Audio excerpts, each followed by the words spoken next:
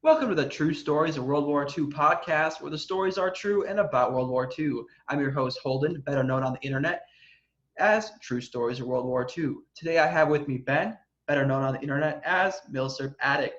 Hey Ben, why don't you go ahead and introduce yourself? Hi, as you said, my name's Ben. I'm here as the author of Echoes of the Dominator, The Tales and the Men Who Flew the B-32. Awesome, short, sweet, just how we like it around here. We're going to dive in deeper to Ben and his Instagram account, his book, and everything else later. Like he said, I chose to have him on today because he wrote a book, and I think that's really interesting. I personally want to hear about the writing process, what it takes to get started writing a book, what it takes to get a book edited and marketed. And I think there's probably some other people out there that are going to be interested to hear what he has to say as well. He's also worked in the police field, something that's also interesting to me as a former service member. I just like to hear what drove people to be police officers and why they chose that career field, because it's a rough job out there these days. With that being said, I want to give a couple shout outs before we get rolling here. Of course, at the beginning of the video, we like to talk about our sponsors. The first one today, of course, is Old Mauser Man. Really appreciate your support. The other one I have today is Cascade Surplus. Really great account. I'm hoping I talk him into coming on the show real soon here. If you'd like to sponsor one of these videos, like I say in every video, go ahead and send me a message on Instagram. You can do that for just $1 and get a shout out. Or if you want to give me $5, I'll send you a sticker. So just know you never have to do that. You can always just continue to watch the videos and share them. But if you want to sponsor them, just let me know. Like I said, with Ben, we're going to jump in and talk about the book writing process. First, what gave you the idea to write a book? It was totally an accident. I started researching all about the B-32 Dominator, which was a consolidated aircraft, a bomber comparable to the B-29 during World War II. There was no information. There was one book written on it. It was a thin little, kind of like those, just ones you find at the hobby store. And had some good information, but I had started finding vets who had flown them, who had worked with them, helped build them, training, had all these stories, and I was collecting and original photos off eBay. That's another one of my side hobbies, is I like to collect photos of aircraft from World War II. And I got to this point where, what do I do with all this stuff? I don't like the idea of hoarding. I like the idea of being able to share history. I was listening to you and Old Mauser Man the other day talking about your collectors and, keeping that history. I don't think that it's right for me to keep it all in my basement. I want to get that out there. That's the reason why I have the Instagram account, things like that. So I was like, well, do I start writing a book? I don't know anything about writing a book. I was a C plus, B minus student in high school, and I was in college at the time. I was a sophomore studying Phi Ed, and I was like, this isn't what I want to do, and this is horrible, and wanted to switch to history anyways. So I kind of dropped out of school and started writing the book. That's kind of really what took me down that path. So basically just having all the stuff and not knowing what to do with it. That's fair. I mean, a lot of my research is about really like obscure history too. So I kind of understand the attraction to it. Every once in a while, I'll come across something in a magazine and like magazine from like the war period where I'm like, I haven't seen anything about this anywhere else ever. And then you kind of like you dive in like that next layer, you Google it, and you're like, okay, no one else has seen anything about it either. So yeah. So Oh, go ahead. it just makes you wonder sometimes. Like I think that I don't know which company it was, but I posted about it a while back where it was like a chemical like sheet, right? That it was like a full body covered plastic bag basically that I saw the picture in a Life magazine, and I did a little research, and I mean, like, I don't know that these things were ever issued. I mean, they were advertised as like with this whole like plastic was really big in World War II because it was kind of like a new invention basically. Mm-hmm. So like, look at this cool new product. We can basically put the soldiers in full body plastic bags to keep them from getting Breathe deep. suffering from gas attacks. Well, gas wasn't as big of a factor in World War II as it was World War I, obviously. So I don't know that these things actually were, one, even like given out, but two, if they were even used. The picture is somewhere deep in my Instagram account, but it's just like one example of something that I saw researching. I'm like, I'd like to know more about that, and like you just can't find anything. And every once in a while I come across something like that and it'll really stump me.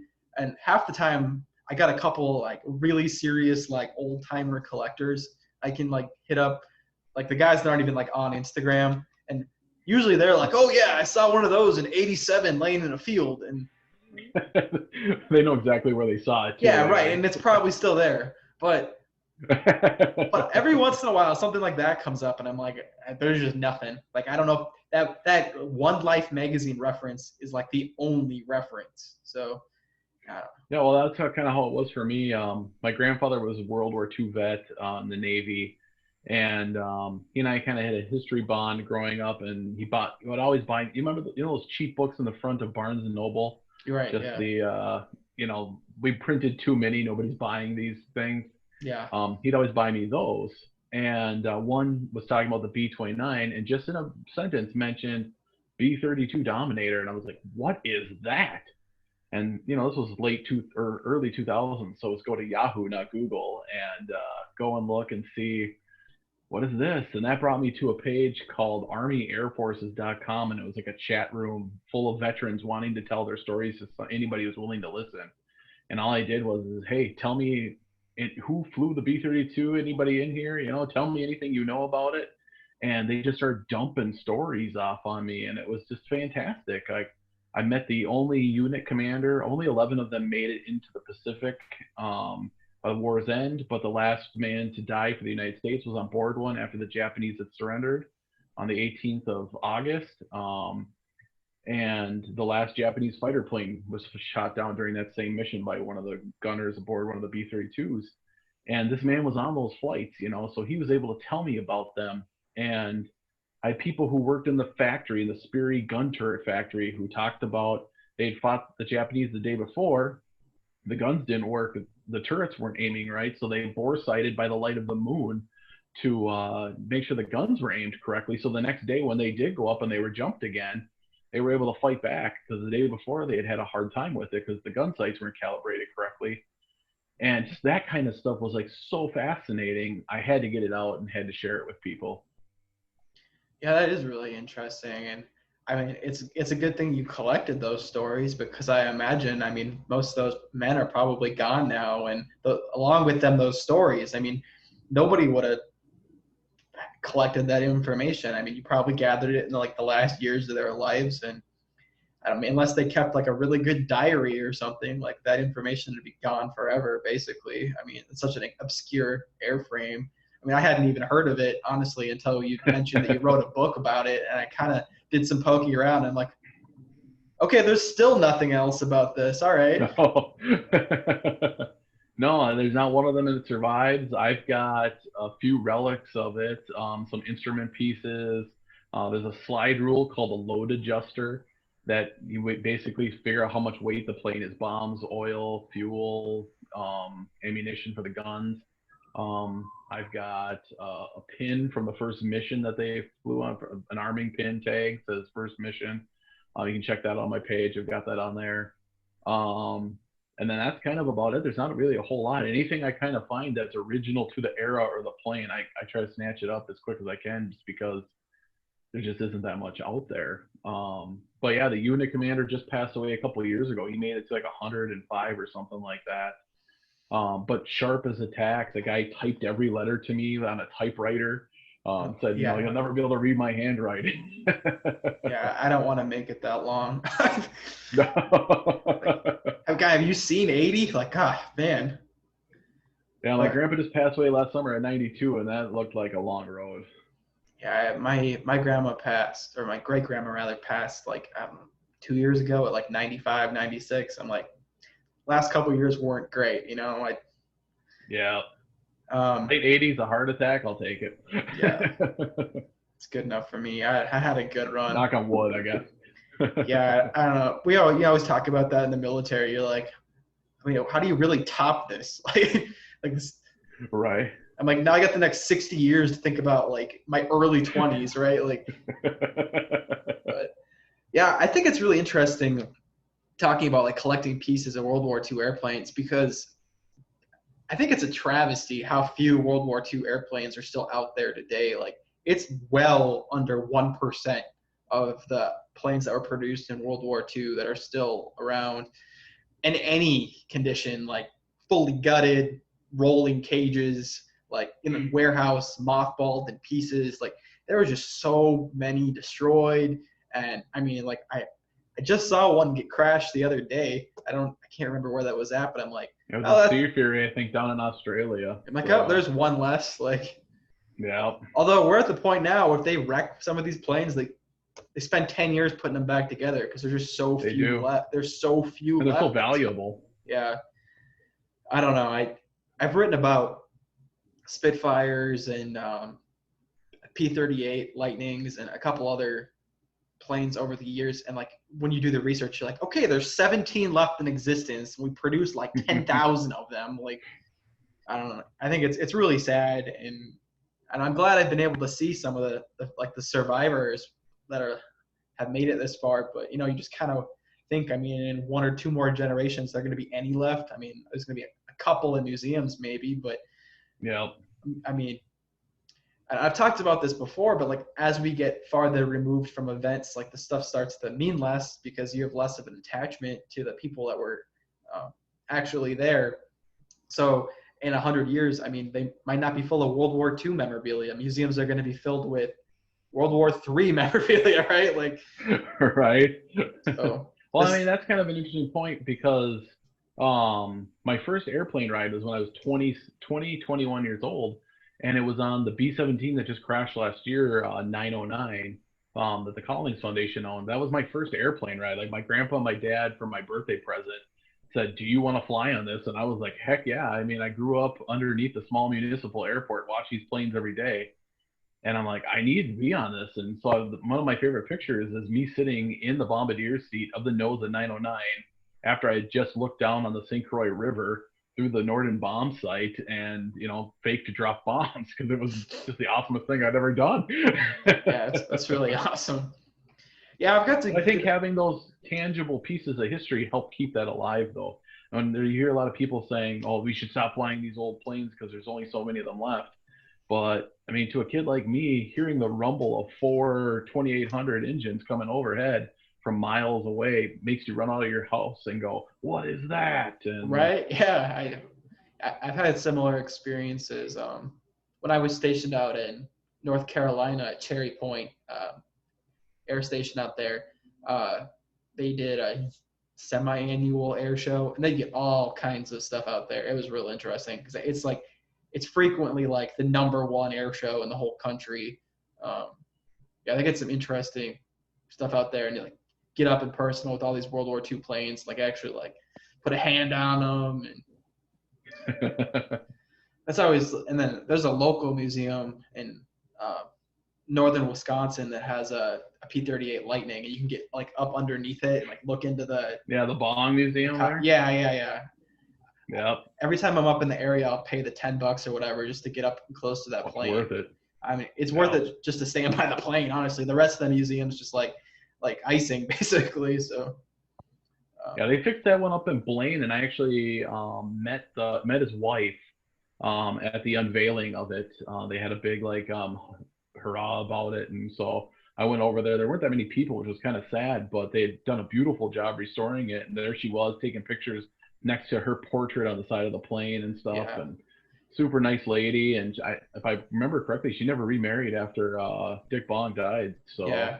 If you're listening to this and you're not from Minnesota, we're talking about Richard. Totally local stuff. Yeah, Major Richard I. Bong, the Ace of Aces, super famous. He's from northern Wisconsin. I think he did have the most confirmed kills out of any American during World War II. I think he shot down 40 Japanese planes. but he died in 1945 during like a test accident back in the U.S. Yeah, he was flying the new Lockheed P-80 jet and put it into a stall, and the engine cut out, and he couldn't get it relit and crashed with it. So kind of a crazy tragedy. But they've redone up a P-38 Lightning up in Superior, Wisconsin, that to look like the plane he flew. It's not actually the one he flew, but it's done up to look like his plane. It's really, if you happen to be in northwestern Wisconsin, I don't know why you'd be there, but it's worth the stop just to see the plane. But I got a little far away from book writing, so let's try to like reel back a bit. It's all right. We get down these rabbit holes around here. It is what it is. But so we kind of talked about what brought you to write the book, what it was about a little bit. I want to get a little technical on the book writing because I think these are questions people are going to have. Is how do you go about getting a book published? Well, there's basically two ways to do it. There's basically writing it out, getting a manuscript together, and then sending it into different publishing companies. A lot of history books are published by different universities. University presses are a great way to get your book out there. They're small though, you're not going to see a whole lot of New York Times bestsellers on a university press. Or you can go on your knees and grovel in front of one of these big publishing houses, but they're not going to publish your one-off weird history book because it's not going to make them any money, Fair. They'll go talk to Ron Chernow, who will make up stuff about U.S. Grant and things like that, or just use other people's work and put it together and put it out there because people will buy that because of his affiliation with Hamilton. But they're not going to listen to Ben from Minnesota about who's got this weird plane nobody's ever heard of. And so I ended up going the self-publishing route because the big thing with publishing is, especially with the university presses, you got to put up a large amount of money up front to cover basically the book. And then anything that they make off of it, they just kind of recoup. They pay you a stipend. A lot of them will pay you, this is what we think the book's going to make. This is how much we're going to give you. I was just out of college. I had a kid, and there was no way I was going to be able to front $7,000 to $10,000 to publish a book. So I had me listen to a local radio show one day, and they were talking about a guy who wrote books about, I think it was baseball stadiums. And he said he had self-published on Lulu.com. And I was like, oh, I got to check this out. And, it was actually kind of cool because I wrote the book and then had a gal who I was working with who did advertising for the company I was with, design the cover art for me. I gave her a picture and took a book off the shelf that I liked that we were selling and said, make it look like this. I like this kind of concept here. And she did that. She threw it together in a day for me. And then all you do is you upload all that stuff onto Lulu and you tell them, this is what I want. This is how I want it to look. I want, this size. I want a paperback. I want, I want black and white, because you can upgrade all that, but it's just going to cost you more to get the book. I've thought about I did in paperback. I've always thought about putting hardcover just to at least throw a couple on the shelf just to look cool. But I mean, it's at that point, they pretty much do all the work for you. They put it out. They get you go get an ISBN, or they get you an ISBN, you put that in your book, and then they send it to the Library of Congress. They send it to all the different major book publishers. And then if people go to Lulu.com to buy the book, I'm not getting paid to say that, but then I get royalties off of that, obviously. Versus if you go to Amazon and buy my book, where most people do, Amazon takes royalties, Lulu takes royalties, and it leaves me obviously with a little less money, which kind of stinks. I think actually Amazon gets more than anybody does, though, out of the cuts. They take quite a chunk out of selling your book, but I think having it at the biggest website in the world, and most visibility. I think Amazon offers a similar service to the one you're describing, like where you could publish with Amazon, but I don't know that they may now. I don't know that it's an actual physical book. I think it's just you can write an audio or it's not an audio an ebook. Ebook, that's what I'm looking for. An ebook with Amazon. I think I've heard a couple people, not in this community, but like video gaming community actually talking about writing their gaming books with Amazon, which Either way is really interesting to me. I mean, I wasn't even familiar with the self-publishing process, and I'd imagine it's a heck of a lot cheaper, but you're doing the footwork distributing. So, Yep. Yeah, I printed up all these flyers with the cover of the book on them. Go buy this book, and I mailed them to a lot of people that that wrote me or that I worked with for the book. I went all over the different web pages. I changed like all my signatures on any chat group that I was in, author of Echoes of the Dominator, just trying to, because you're the only one promoting it at that point. You can pay Lulu to have people promote it or try to go on radio shows, but then you're all of a sudden back talking hundreds of dollars, and yeah. it makes it hard. Yeah, I imagine it's a lot like marketing an Instagram page or marketing a podcast. Both things I'm very familiar with, and I mean it's not very easy. And that's just listening or clicking on a like. It's not even trying to sell a product most of the time. Although I do a little of that, but I'd imagine like trying to sell your own book, it can be very difficult and probably took some fortitude and some letdown at some points, I'd imagine. Yeah, nothing is more demoralizing to an author to have somebody go, "Oh, is it at a library? Can I find it at a library?" It's like, no, you can find it here and buy it, though. It'd be great. It's kind of like trying to explain to like family members like what I do for a living, like social media. What do you? I mean, like you mean like the Facebook? You do the Facebook? The Facebook. Yeah, that's Spacey space. Yeah, it's what I do. Yes, I make the stuffs that go on there, Grandma. Thank you. But yeah, I don't. It's kind of disheartening. I mean, like when you, especially like being self-employed in general, like trying to put that on a resume, like, yes, I'm the CEO and founder of my own company, and okay. Right. One of the biggest questions I get is, how much money do you make off of it? And I'm like, not enough to feed myself or usually report to the IRS because it's just, and after you get your cut, it's just, you gotta have a real job. There's no way you're gonna make money off of self-publishing. Yeah, and like that was kind of leads into one of my other questions. So, I mean, like, have you turned a profit? Like, have you at least like made back what you put into it?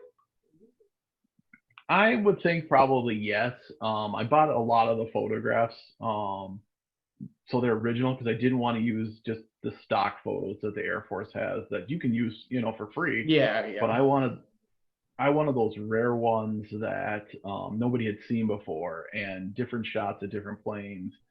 So I tracked down a lot of that. I've sold almost 300 books or a little over. I haven't checked it for a little while. But if you base that off of what the university presses count as a successful book, which is 250, if I'm over 250, so I'm successful, I guess. So I'll go with that. So that's kind of crazy. I mean, I suppose though, because like the university press, I'm a little familiar with because I mean I'm a history major and I have to deal with a lot of stuff they put out.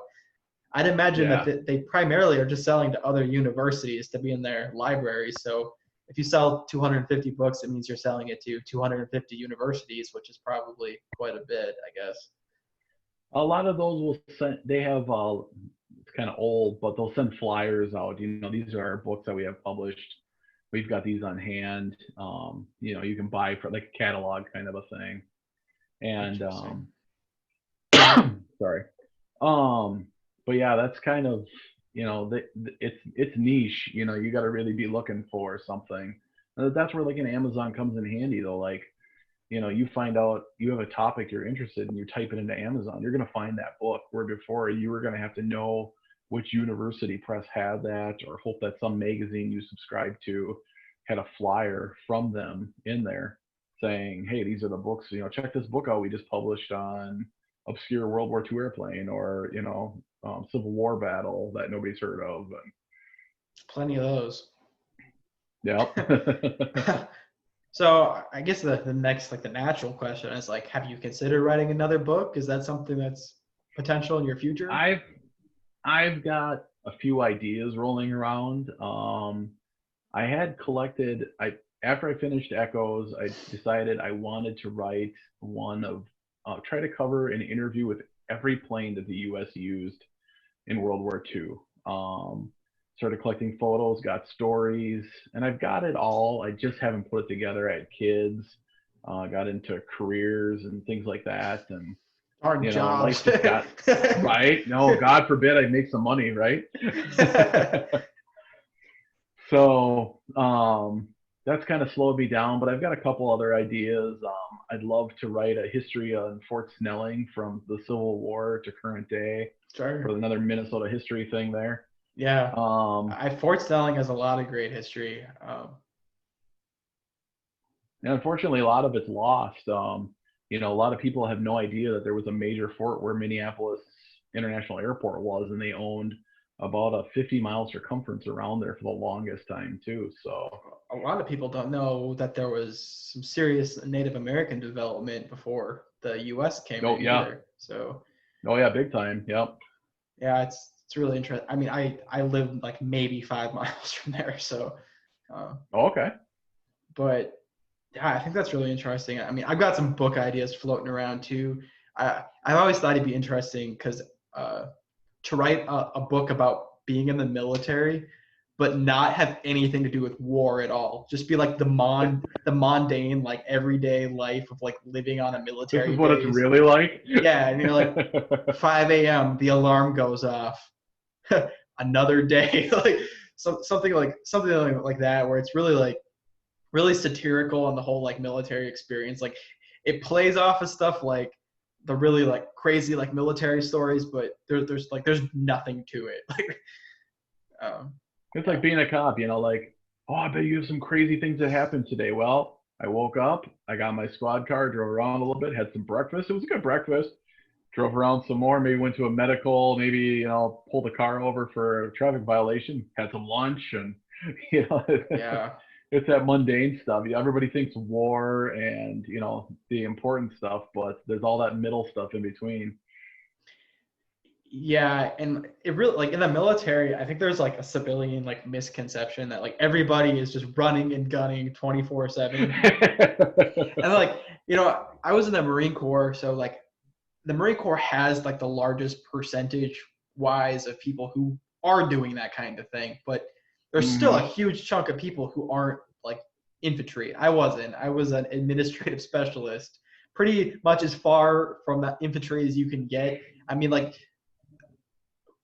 that's debatable. You like maybe working in the post office or like the moving like supply office, like you might be like one step farther, but like it's not much. Like it's like a half step. So my job was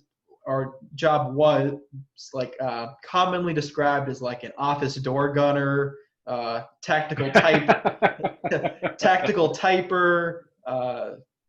machine gun stapler, stuff like that, Well, nobody had it easier than my dad. My dad was in the military during Vietnam, and he was in a demonstration unit for basics, so they didn't have to really do a whole lot. They just went out and demonstrated for other groups what they should do. And then he went to being assigned military intelligence in Baltimore, where he had to wear plain clothes because they didn't want the Russian spies to know who they were. And then he played a lot of handball and went to Baltimore Orioles and Colts games. That's all he talks about. I have a family member who was in the Air Force around the same time period, and he was like a backup for the Air Force basketball team. And when he wasn't doing that, he worked like maintenance at like an Air Force golf course or something. So oh, nice. Yeah, or like a recreational facility or something like that. So yeah, there's some pretty, like, even if there's a war going on, there's people in the military who aren't necessarily fighting it. And then common misconception, I mean, especially when people are like, no, I haven't run into a ton of them, but going to a pretty liberal university, every once in a while you get like the baby killer. I'm like, dude, I was in an office for 4 years. Like, seriously. Like, sometimes I went outside, but like the sun hurts my skin. I mean, so yeah, I don't know. That's something like I guess everybody in the military kind of has to fight against. Maybe more so the Marine Corps than other branches, where it's like everybody seems to think you're just like stacking bodies, and it really isn't true. I had a buddy's dad who was a cook, or a grandpa who was a cook during World War II, and he was like ashamed to talk about, like, he told me he was a World War II vet, and I was like, oh, where'd you fight? And he says Europe, but I was a cook. And I'm like, hey, My grandpa, yes, he was a frontline foot soldier in Europe, but he needed you to eat and keep him fueled to go, man. You're just as important as Yeah. the frontline Yeah, guys what at do that what do the point. supply guys say? They say bullets don't fly without supply. So I a lot of those jobs that they're like part of like the logistical chain that makes everything happen. I mean, they might not seem like they're extremely important, but I mean, there's some validity to it. Like if nobody's getting the bullets to where they need to be, I mean, you're kind of screwed. So Exactly. what are you gonna fight them off with a unloaded weapon?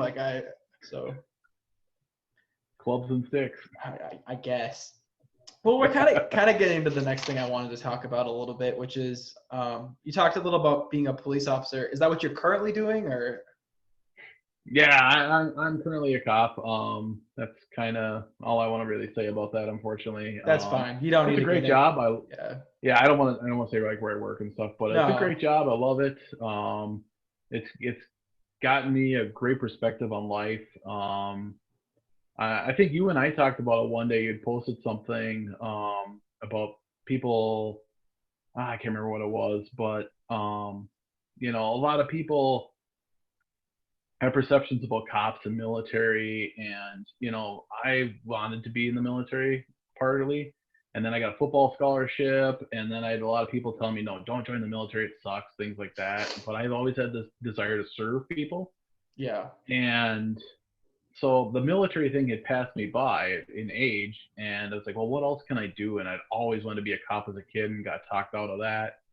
Um, and decided later in life, let's become a cop. I helped a guy with a medical in front of my building. I was working in banking, and just was like, I can't do this anymore. I need to be out there making a difference. And it's nice to have not behind a desk and be out having a sense of purpose every day, and knowing that yeah, you might have a crappy day, but you've probably made somebody's day that day, or at least tried to help the world be a better place. So Yeah, I mean that's really interesting, and like you said, I mean I kind of had the same feeling. Um, I like had a hard decision to make though in high school because like I really felt like this draw to the military, but at the same time I kind of had like the door open in like so many different directions. Like I could have went to school the first go around. I was already accepted into college before I joined the military, and I don't know. As much as I talk about like not wanting to get into like what if history, like I do the same thing with my own life all the time. I'm like, what if I would have right. went to college instead of the military? Like I'd be done or getting done with my master's degree this year if I would have went straight through. And instead I'm like trying to do like 2 years of college at the same time because I just want to be done. And Yeah. but I totally get like the call, like the as cheesy as it sounds, the call of duty, but like the wanting to like give back and serve. And it's funny you talk about hearing it from behind your desk at the bank, and it's like I worked behind a desk while I was trying to do the whole Call of Duty thing. But hey, it's what it is. I used to Hey, make I people spent plenty of time at a desk writing reports, so right. it's not all. I mean, my last year and change in the Marine Corps, I worked in a separations office. So the majority of people I worked with were very happy to see me. I made their day. I was helping them get out of Right. the Marine Corps. Like they were more than happy to see me. So I gave back to them. I served the fellow Marines, I guess. So There you go. let's see what else. So you mentioned that you were in college for gym, like athletics, and then you were started writing a book. Yep. Did you finish the degree? I did not. Okay. This kind of feeds into being a cop. All through being a kid, I wanted to be a cop. And then I was in a first responder class, and a woman from the St. Paul Police came in and said, look, if you're a white male, they're not going to hire you. I had a football scholarship to Concordia and St. Paul Division II football. So I was like, wow, it's kind of a big deal. But I need to find something to do. So I thought, well, being the football coach who hangs out in the weight room all day and coaches football at night is the way to go. And the more I kept going, I was like, I want to be learning history. And there was a really good professor, I think his name was Gregory Saylor, I think is his name, at Concordia. And he was starting a World War II kind of study. I was like, I went to my administrators and I'm like, I want to switch to this. And they're like, no, you're too far in your Phi Ed track. It's going to cost you a lot of money, or you're a little behind on that. So the book thing was an easy distraction for me to go, well, I can work on history and go get another job and then figure out what I want to do. And I ended up going back to a smaller school, public school, locally, and was able to get my bachelor's in history a few years later. It was funny because, you're sitting in this class, like a capstone class where you're trying to, wrap up your whole college career, what you're supposed to, and then a lot of people use that as like ideas for their master's thesis. Well, I'd technically written a master's thesis with my book. And so I'm like, yeah, I'm in, history 201, and yeah, I've written this book, and here it is. And I went to my capstone class, and that was kind of interesting because the instructor, I brought her my book, and I said, can I use this as my capstone? And she says, well, that's great that you've written a book, and I applaud you for it, but it's been 3 years since you published it, so have you found anything new? And she really pushed me. It was kind of nice because she was Japanese, and so she was able to help me find some Japanese literature that was in Japanese and translated for me. And one of these days I'm gonna update the book and put that stuff in there because there's a Japanese fighter pilot who had written a bunch, Saburo Sakai. He was on the mission that they shot at the B-32s after the Japanese surrendered. And she was able to find me articles that had never been published in English that he wrote. So like it was nice to get that extra push. But then you're like, oh, I published this book. Now I found all this cool more stuff out. What do I do with it? And follow up. I keep saying I'm going to update it, and I haven't gotten that far yet. So you didn't finish the gym degree, but you eventually went back and got your history degree. No, I left without the gym degree. I just said, yeah, that's right. You didn't finish the gym, but you went back and you finished the history. Okay.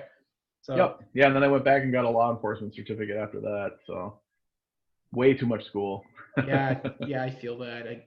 I kind of feel like I've been in school forever because even when I was on active duty, I was like slowly like chipping away at a degree. So I've really been working on my bachelor's. Well, I started in high school. I took college classes in high school. So if you want to even get like that specific, like 8 years. So.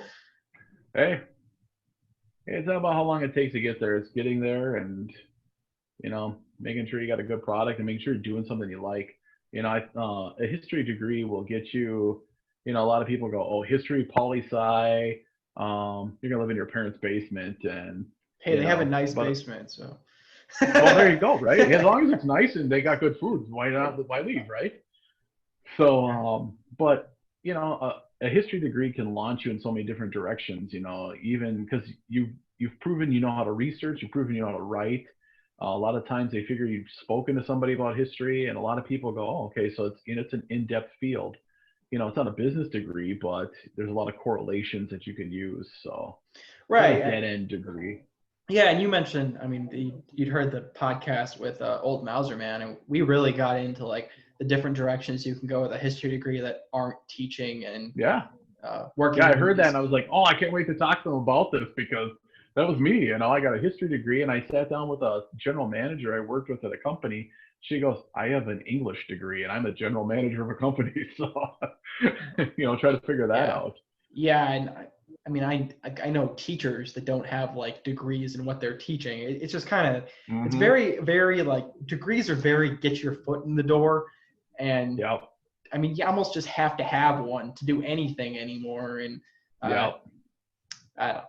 It's tough. I'm getting there. I'll finish eventually, but you'll get there. Yeah. So this last little part of the show, I really want to get into you and your collection. And your name on Instagram is Milsurpaddict. Obviously, you're into collecting milsurps. So what got you into collecting military surplus? Obviously, you have an interest in aircraft, but what else? I've always been a history buff. Like I said, my grandpas were World War II veterans. So I just always had this fascination with it. I grew up in the Twin Cities, so there was different history sites to go to, a lot of reenactment kind of stuff. And it always just interested me. And then it helped me that my grandparents were antique people.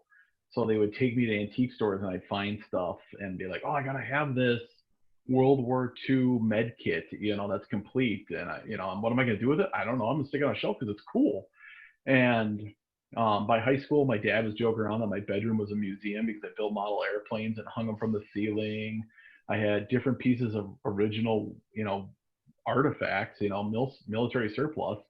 And my dad would just come down and be like, "What do you got now? Let's take a look." And now I've got an office that I can do that with. And but just that passion for history. I grew up in a house that wasn't a big gun house at all. And then I met my wife, and her dad took me to Cabela's one day, and there just happened to be a Russian M38 carbine sitting on the rack. The story that everybody says, I saw a Mosin. Yeah. And yeah, I got a Mosin at Cabela's. That's where I got $130 for a carbine. This is when you could buy the regular ones for the rifles for like $80-$90. Yeah, I remember those days. Yep. And I was blown away. I was like, you can buy a World War II gun for less than like $1,000, because that's all that like registered in my brain that they had to just be ungodly expensive.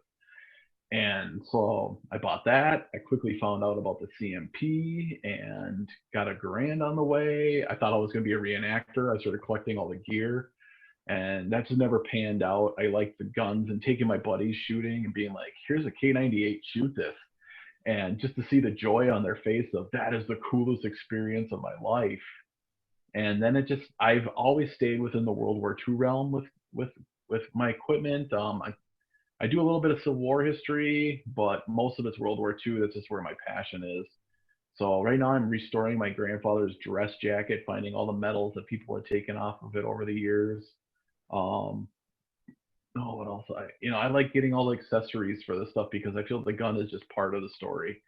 I always joke that I collect guns because I can't collect airplanes or tanks because they're too expensive. Right?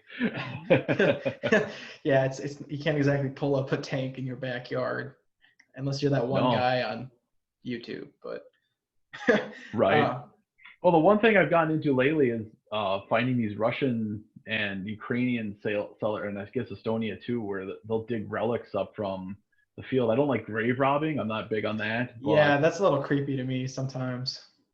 Yeah, but I've gotten a couple like grenades that they were rusty things that I've cleaned up, researched, figured out how to put them back together and make them look original again. And I've found some joy in that. And yeah, I've ordered some stuff from some of those Soviet bloc countries, like some of the rarer German currency, the paper stuff from World War II. Some of it's kind of hard to find, and it's pretty expensive. And I've got some decent deals. I mean, it takes like 3 months to get here, but when it finally gets here, I'm like, well, I've saved $17, so I guess it was worth a 3-month wait. Like, right. Yeah, I got a grenade that started off in Russia pre-COVID, and it just got to me in July. So this was like March to July. It sat on a boat, he was telling me. Yeah, I ordered something from Russia too. Oh, it wasn't anything military surplus related. I ordered, I have a big, like old school, like 1960s Motorola stereo, like to listen to vinyl. It's huge. It takes up like half my living room. But I replaced all the tubes, and I got the tubes from Russia. Like there's a factory that still manufactures them there. Of course, Russia's the only place that has vacuum tubes, right? Right. I mean, there's still technology in Russia that uses vacuum tubes, so they have to keep producing them. Yes, there is. Yeah, that took forever too, and it came with like 700 stamps on it. Like the whole bubble mailer is just covered in stamps, like both sides. But well, it's interesting because my grandfather was Ukrainian. He was born in Ukraine, and then instantly came to America as a baby, and knew Ukrainian. And sometimes I'll get this stuff from the Ukraine, and it's wrapped in like some kid's homework with like their little kid handwriting a marker with Ukrainian on it. I'm like, well, that's kind of cool. And that's interesting. Yeah. So you mentioned something to me that like I haven't heard anybody else like say they wanted to talk about. You said you wanted to talk about taking care of military surplus. There's a lot of people that want to talk about collecting it, but not necessarily how to store it, restoring it. It sounds like you're doing some restoration. Like what do you recommend for taking care of some of this stuff? My biggest thing is just not messing with original finishes. when I first got into it, I got that M38 and I stripped the stock instantly because that's what everybody did. They got oven cleaner and they stripped the shellac off because it looked like crap, blah blah blah.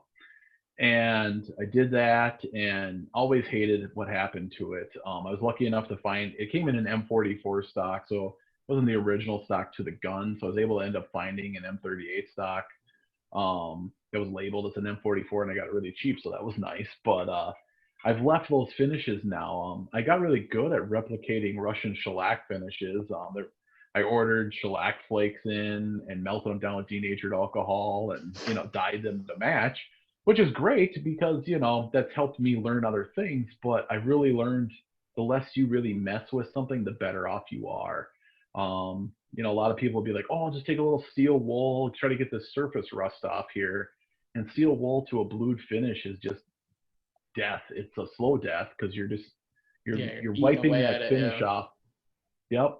Every little time you swipe it, you're wearing a little bit more. And really that bluing is what protects it. It's just like a parkerized finish on most US firearms. Or, now we do like Duracoat and Cerakote and all those things.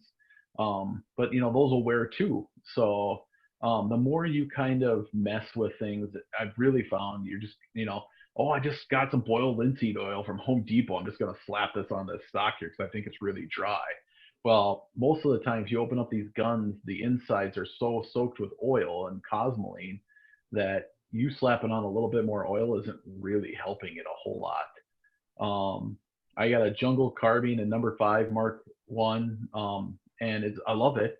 But I realized the draws that the stock recoils on were really bashed in, and so I was able to find out how to repair those. And that's just a case of this stock is so oiled that the wood's just falling apart inside of it because, someone tried to preserve it and then slap some more oil on it and slap some more oil on it. And so I've really kind of gone towards how do we conserve these things. If I get something that's got some rust on it and it's blued, I usually boil it because it'll just convert that bluing. Stock finishes, I've purchased raw linseed oil or just small batch stuff. It takes forever to dry, but it's going to match a little more to what it was originally.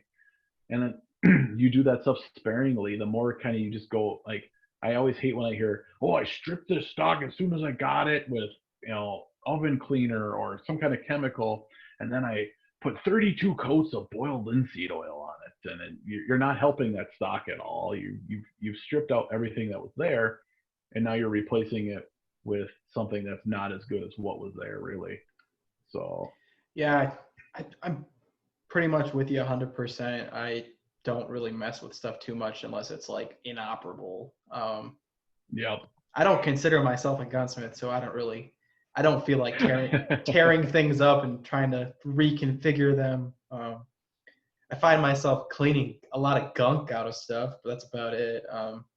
That's what I got really good at, was how to figure out how to get rid of gunk. The Mosin I bought from Cabela's actually is probably like the dirtiest gun I'd ever seen. Like I probably used 300 Q-tips when I first bought that thing. It was dirt and cosmoline and oil and other substances you don't want to know what they probably were. Like, right. It was terrible. And I mean, I probably used more gun oil than I should have, but I mean, like there was literally dirt caked in it. So you got to do what you got to do, I guess. But right. The thing that I kind of like that some people are doing is they'll buy a gun with an original stock, and they'll take the stock off and put it somewhere safe, and they'll buy like a refurb stock and restock it with like a refurb stock, and then you can beat it to all heck then. Like, do whatever you want with it. But like at the end of the day, like you go to sell it, you can put the original stock back on. You didn't destroy it. Like, so. Yeah, because I mean, the stock is by far the most fragile thing with the wood. The metals, lasted 175 to 100 years, depending on what you're talking about. And, as long as it's been mostly well maintained, I mean, nothing's worse than flipping over an old Mosin and finding just a sewer pipe underneath it. But yeah, I've had one. I had a buddy who had one. I mean, I told him, don't shoot this because the pitting was almost straight through to the rifling. So it's tough, but I had a Carcano that was just gross. More cosmoline, and it came out of the Balkans, and so it had passed hands quite a few times, but it was cool to strip that grease away and find the gem hiding underneath of it, and but don't mess with it. Like I don't try not to cold blue anything. Cold bluing to me, just you can see it from a mile away, and it really kind of wrecks things. I've gotten dabbled into a little bit of rust bluing, so I've been able to kind of restore some pieces from that. But I would never try to pass it off as original. It's only ever there to replace whatever, to protect whatever is there, really. So, but I'm not gonna buy some gun that I know the finish is really worn on and be like, oh, I'm gonna take this home and rust blue it right away, because I'd rather have the original finish. And when I first got into collecting, I was like, oh, I like the brand new looking refurb Mosin, or things like that. And the more I got into it, I was like, I like the ones that look like they've been there and done that. I don't want the rifle that some guy had sitting next to his rack forever. I want the one that was on the front lines. And so that I've got more of appreciation for that more beat, well-used look. So Yeah, I kind of fall on both sides of that camp. I have some really pretty rifles, and I have some really not so pretty rifles, but I think there's some value in both kinds, honestly. Oh, well, I do. Yeah. Well, I want to get into one more thing. I know we're kind of already getting to the end of the podcast, but you and I had talked about World War II print advertising, which is one of the focuses of my studies. Obviously, if you followed my Instagram page for longer than about 2 days, I do a lot of World War II advertising stuff, a lot of stuff that comes out of Life magazines. And anytime someone mentions they have a passion for this stuff, I just want to talk about it all day long. But what kind of advertisements are you interested in? Mostly the aviation ones. The artwork on them is just fantastic. I think it's interesting to see the different sub vendors trying to promote what they were doing to help with the war effort. Because really, these advertisements are companies trying to keep their name out there because they've stopped making cars, jukeboxes, you name it. Whatever they were making before, typewriters. It's their way of getting their name out there and promoting themselves, saying, hey, we're helping with the war effort, getting the people to go out and buy war bonds to help get them more money, get them more contracts, keep their businesses afloat until the war ended. So really the aviation ones, to me, I'm staring at 4 of them right now, and 2 of them are North American, a P-51 and a B-25. Shows all the different gun nose packages a B-25 could come with. Then I got a Martin, shows a B-26 and Martin Mariner, and then I've got one for the promotion for the Army Air Forces, just to join. It says you go places on this team, and it's just a recruiting ad, but just the artwork on it's a crew standing next to a B-17, and it just kind of says a lot. It's like it was such a new thing, and that's what you hear from so many of these veterans is, I wanted to be a part of the Air Corps because it was new, and you weren't on the ground. You were in a bunk at night, and you were up in the air for a few hours and then back. So, yeah, it's really interesting. I'd heard that story from one of my, well, it wasn't directly from my great-grandfather because he's passed on, but somebody he'd said something very similar to, where he was a bomber pilot. Of course, it's going to escape me what platform he flew right now, but I have his discharge paperwork. It says what he flew on there. But anyway, he'd made a similar comment to, well, I fly my mission and I get to go sleep in a bunk at night. Well, he flew like 47 missions over Europe. So, yeah, he did a lot of sleeping in a bunk, if that's what we were going off of, I guess. Right. But yeah, I really like the airplane stuff too. I like to find the advertisements in their original form. Like I'm really into Life magazine, so I like to buy the Life magazine and everything's in there, and I get to find all the stuff naturally, opposed to like torn apart, matted, and framed, which we kind of talked about. Some of these advertisements are worth more than the magazine put together, because you take like there's one in particular that I have in a magazine. It's a P-38 Lightning. It's one of my favorite planes. So I've thought about it. The ad itself is worth like $100. In the magazine, it's worth like $10 because it's a whole piece. But my my purist like collector side of me is like, you can't cut this. The historian of you. Yeah, you can't cut this 80-year-old magazine apart. Like there's Yep. a finite amount of these out there.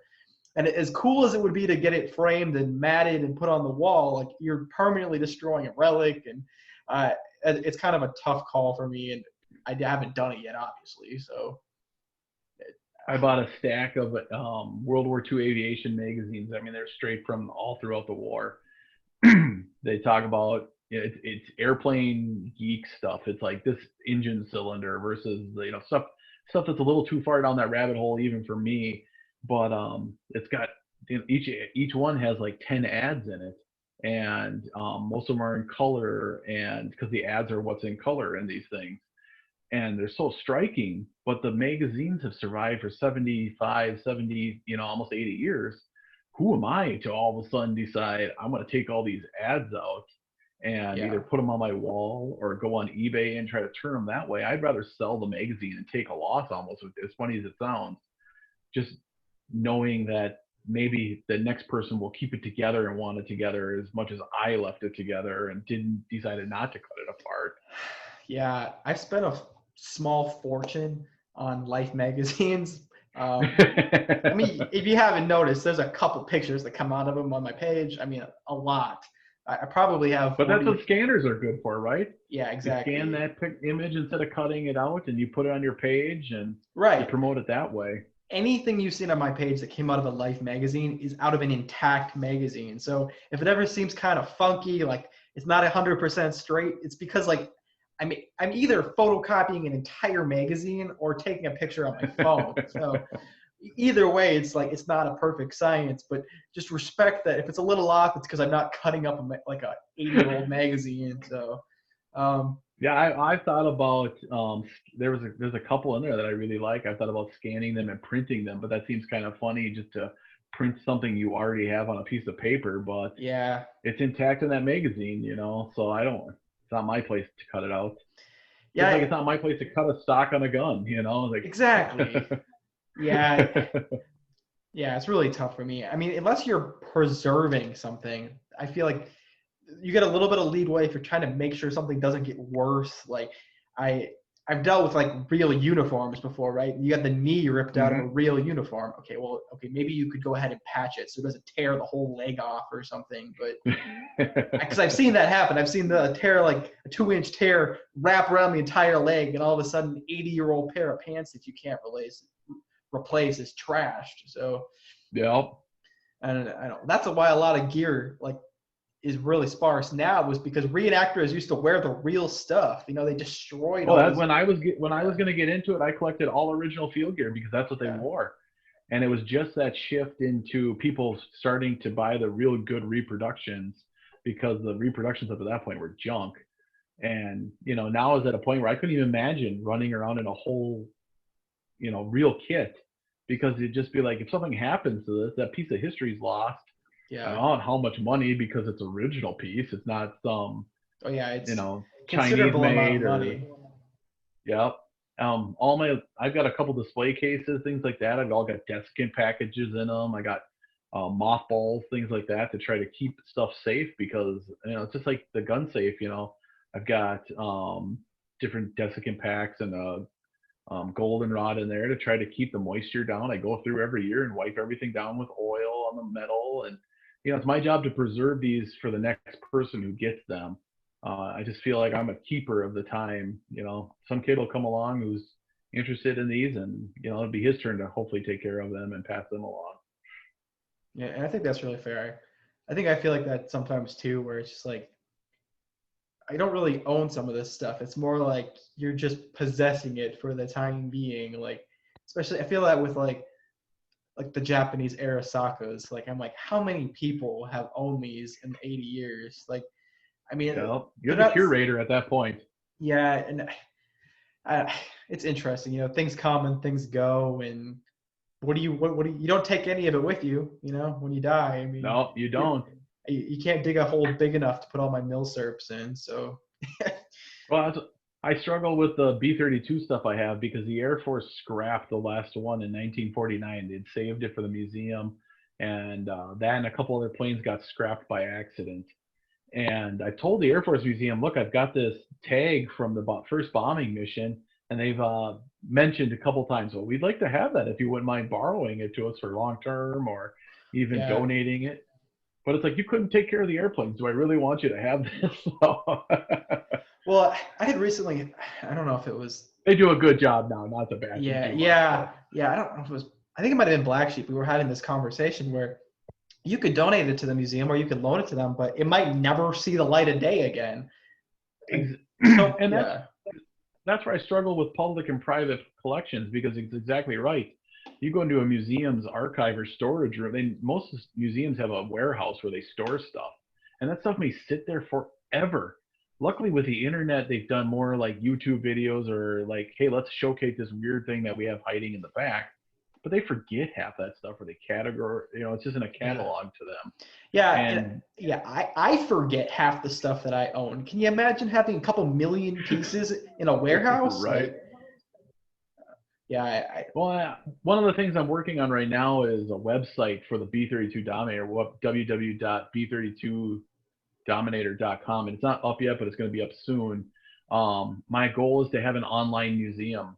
Put the pictures that I have, the magazines, the rare artifacts that I have out on the web for people to see and just peruse. So when that weird kid comes along who sees B-32 Dominator in a magazine, he can go to that website and go, oh, this was it from the start to the finish, and hear the whole story. And I'm sure I'll throw a plug in there for my book, but that history will be there then. People can go and look at it instead of having it in my basement, as I kind of touched on earlier. So that's awesome.